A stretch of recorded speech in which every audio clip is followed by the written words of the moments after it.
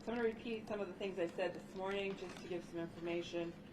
At 107 this morning, this event occurred in our historic Oregon district. The suspect was wearing body armor and used an AK-like gun, assault rifle, .223 caliber with high-capacity magazines, and he had additional magazines with him as well. We had 10 fatalities, including the shooter. That number is still the same from this morning. We have had, the hospitals have had 27 people treated and 15 discharged as of 10 o'clock this morning.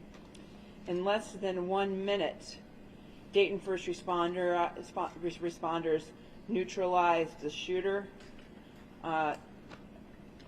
I'm just still completely amazed at the heroic nature of our police department, where they did a first aid, stopped a shooter with under a minute, and so we're grateful for their service. If you are a family or friend of a victim and have questions, you can call 937-333-8430 or come to the convention center. And if you have any information on the incident, as this incident is ongoing, please call 937-225-6217. We are grateful for all of the supporters and folks helping us from the American Red Cross, Guadalajara, the FBI, ATF, etc. The Community Blood Bank is supporting the hospitals, and we are working with them to set up a blood donation opportunities. We will have more information about that in the coming hours. At 8 p.m. tonight, the community will hold a vigil for the families and those that have lost their life. We'll have a location for you again in the coming hours. The Oregon District will be open coming this afternoon in the early afternoon. Okay. I'm going to let some folks speak and then we'll do questions. First, I'd like to have Dr. Seaman come forward and make a few more remarks. Thank you, Mayor Whaley. Again, I'm Dr. Greg Seaman. I'm a trauma surgeon at Miami Valley Hospital, which is the Level 1 trauma center for the greater Dayton region. Our facility activated our mass casualty incident plan around 1:30 a.m. this morning in association with the mass casualty incident here in downtown Dayton. That mobilized our entire team. Our facility received a total of 16 patients, of which 12 have already been treated and released. We do have a total of 4 patients that are currently admitted, and 1 remains in critical condition. Some of those patients have undergone or will undergo surgery later today. We are continuing to support many families who are arriving at our facility, and our thoughts and prayers are certainly with all of those families. We've worked in conjunction with other facilities in the area to identify, treat, and communicate information in a timely manner to these families. Thank you. All right, next we'll have Elizabeth Long, who's from Kettering Health Network.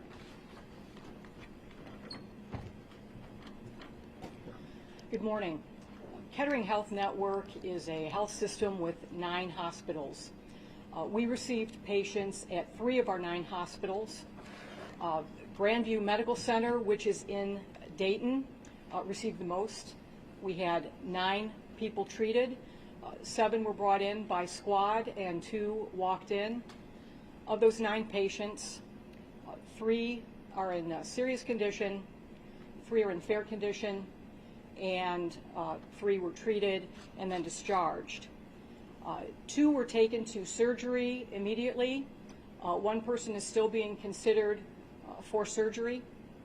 The injuries ranged from gunshot wounds to the lower extremities to abdominal wounds.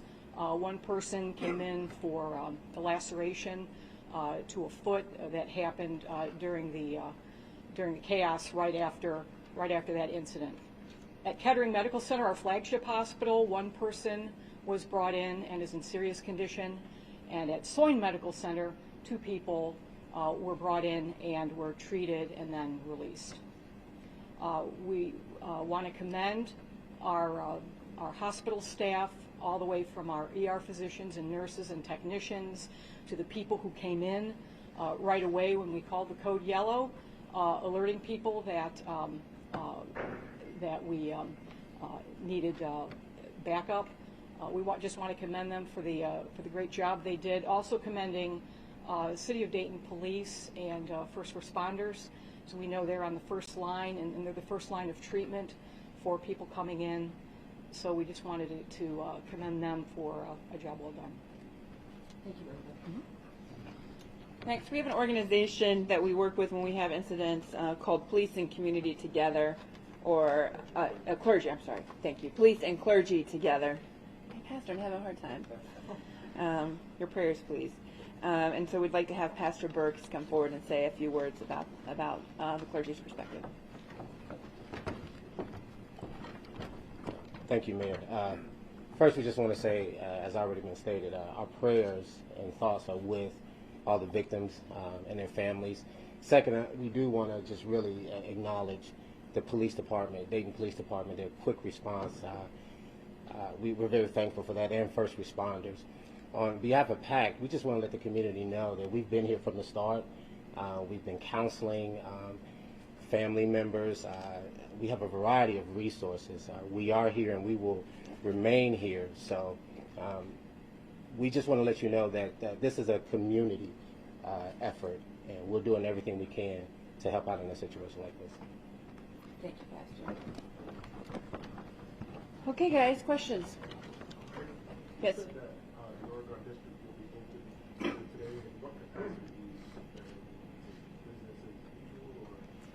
Well, certainly it's a Sunday, so some of the businesses are typically, some of them take Sunday and Monday off because it's mostly local, but it's up to each business if they want to open. The street will be open this afternoon. What do you say to folks who might be hesitant to go back down to the Oregon District? Look, the Oregon District is one of the safest places in the whole region. These senseless acts of violence that occur have been happening any place, and I don't mean to scare people, but frankly, I mean, we're at a situation now in our country that you're really, these are so random. There's no place that, you could say, oh, I just don't want to ever go anywhere. So as far as the safety of the district, it's one of the safest places in the whole region. Is anyone that's still in the hospital considered life-threatening? I don't think we have that information yet. As we get more updates, we'll continue to update you.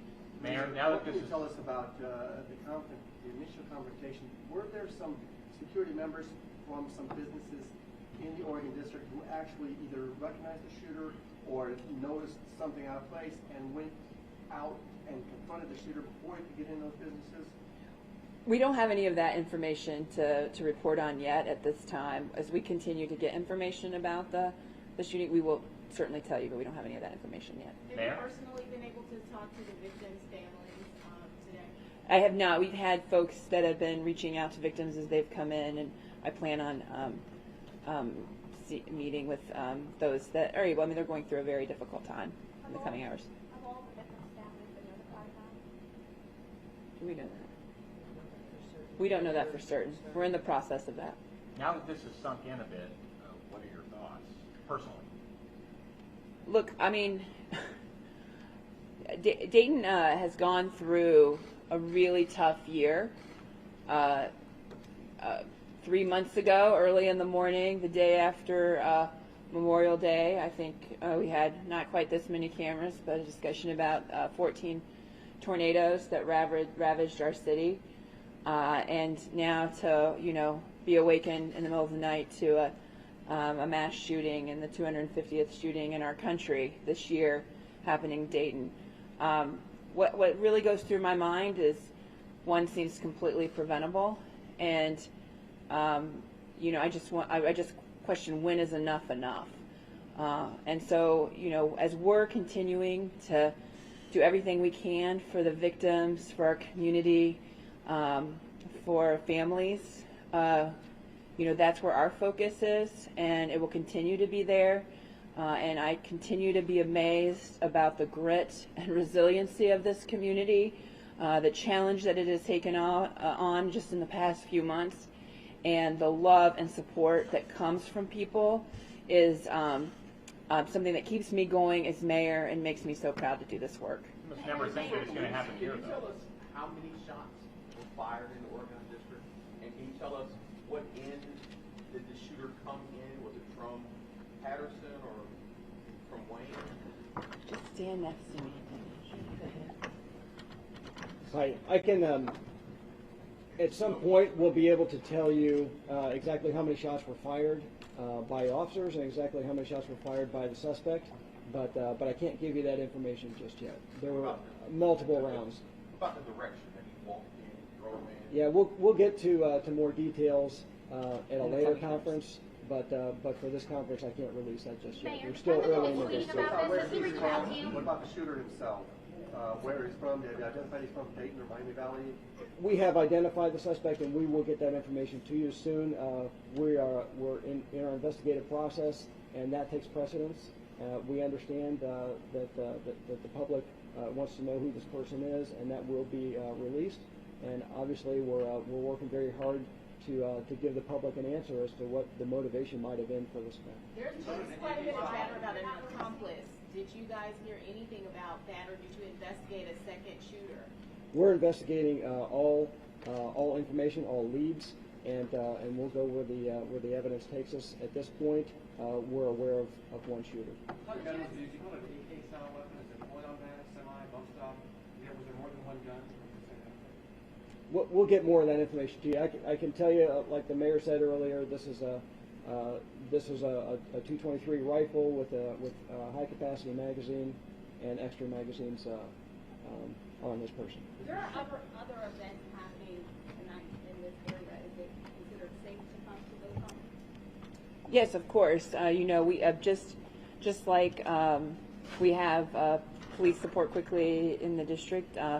We'll continue to have folks around, and look, we're pleased. We know the community wants to come together. So for this 8 p.m. vigil, we know we'll have that site coming.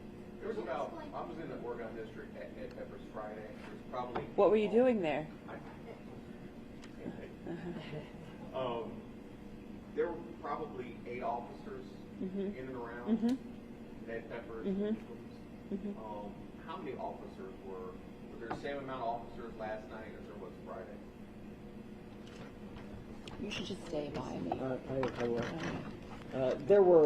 There were several officers who were working in the Oregon district in the immediate vicinity, which is, we're all very fortunate that they were there and they were able to shorten this timeline of violence to less than a minute.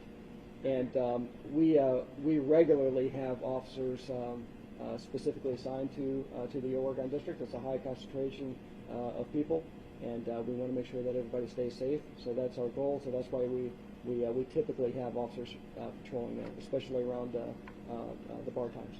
Chief, we know that you're limited as to what you can tell us, but you keep referring to a he, at least. Can you tell us, man, woman, young, old, race, anything? We'll get more information to you. Could you explain why you're not disclosing his identity or the gunman's identity, I should say? Yeah, I can tell you the investigation, right now takes precedence over people knowing. Knowing immediately. The public will be told who this person is, and it's important for us to try to establish, to try to identify all the evidence and possible motivation in this crime, because I think the victims, the families of the victims need to know that. So that's the priority. Have you seen in the last hour and a half any traces of possible hate crime? You notice that a lot of the families seem females of color. I have no information on that. Has his family been notified? I can't tell you that. The coroner's office provides the notification to Mexican. Will there be extra security tonight in the Oregon district? There's always security in the Oregon district. Can we have the man from Miami Valley back up there? I'm sorry? How many people come to the Family Assistance Center here, and what kind of assistance are they getting? I don't have a count on the number of people that have come. We've got a pretty steady group of folks coming in and out, and of course, as families are notified, we immediately make sure that they have the support that we can offer with coping and other issues, but also have to have a victim advocate for each family is put in place as well. Oh yes, I'm sorry, and thank you. And police and clergy together, and PACT have been at every single one of these as well. What is it you want the world to know, because we're on the forefront right now along with El Paso, Texas, about Dayton? Well, I think the most important thing for people to know is what a resilient and gritty city we are, and I use those terms affectionately. We have seen a lot of issues in our community, and what amazes me about this city, and this tragic incident is no different, is how quickly our community comes together, how our community is so connected, and how just the number of people want to do something. And we saw this in May after the tornadoes. We see this again today. And then I think the other thing, I think I'm at over 50 mayors across the country who have reached out, because sadly this isn't something that only the city of Dayton has experienced. And what's really shocking to me is just the number of people that have personal experience of this going on in their communities. And it's sad to me that now Dayton is one of those communities as well. Mayor Whaley, have you talked to the president, or have you seen the tweet that he released concerning this? I did see the tweet, and the press, I think the White House office has called us. Correct? Yes, the White House office has called my cell phone. I was on another call at the time, but we have talked to the White House, but not the president specifically. I've talked to Senator Brown and Governor DeWine as well. Oh, I'm sorry. I'm sorry. Thank you. And Representative Turner has called me as well. Are you worried this is like a copycat from Saturday? I can't speculate on that, frankly. We'll have more information in the coming hours, and we'll, I don't want to speculate on any of that. Is the shooter from Dayton, from the Dayton area? I can't really communicate on that until we have a name for you guys. Can we have the doctor back up real quick? I do have one question about the shooting scene, if I could do that. Yes, you're like becoming a regular reporter for Dayton. Yeah. Good to see you. Were the fatalities all on the street, on the sidewalk? Were there any fatalities in a club? Can you clarify that? Yeah, I can tell you all the fatalities were outside. Okay. And injuries? I can't speak to that just yet. But on the scene, it appeared that the evidence markers were kind of flowing down the street, pretty 30 yards from each other. I mean, can you clarify if you guys see things going from bar to bar, or if there was a targeted place at all? We can't really comment on any of that right now. Yeah, we will be able to let you know. Just that won't be right now. Well, the shooting's been said to be outside of Dead Peppers. Is that accurate? That it was outside of Dead Peppers? It's in the Oregon District outside.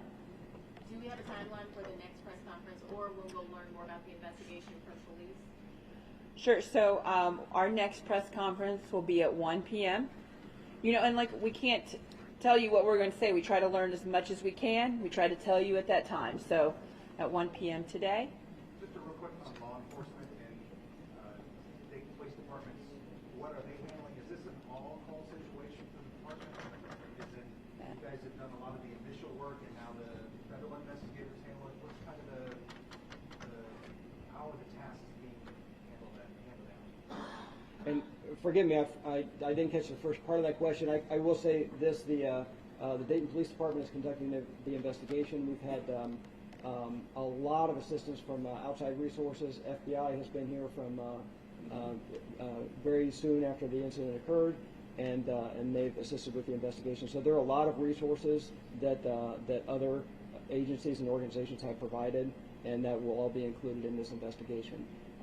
I can also add that after the 1 o'clock, we are confident we'll have a news briefing at 3 o'clock where we can provide a little bit more information as far as the investigation goes. It may not be all the answers just yet, but we'll try to get as many to you as we can. And I did want to thank all of the other agencies who responded. This is a mutual aid event when something like this happens. So we had police officers from all surrounding jurisdictions, as well as the fire response, Dayton Fire Department response, and there was a mutual aid request there. So there were medics from a lot of other jurisdictions too. So we appreciate everyone's assistance in this response. Were all of the injured treated for gunshot wounds, or were there other injuries? We can't really talk about that right now, so gave you the numbers about how many were injured and how many have been discharged. If we could have the man up from Miami Valley real quick. Yes. That'd be great, thank you. So can you talk about what you were treating at Miami Valley? The person from Kettering was able to talk about what types of injuries they were treating. We treated a combination of gunshot wounds as well as injuries from people who were fleeing the scene. That's all the information I can give you at this time. Can you tell us anything about the gunshot wounds? Multiple gunshot wounds per person, upper body, anything? Some victims did sustain multiple gunshot wounds. That's all the information I can give at this time. Again, for anybody, it looks like most of the victims were relatively black, whereas most of the victims were black. Can you say that? I can't speak to that. I'm sorry. Anybody, police, native,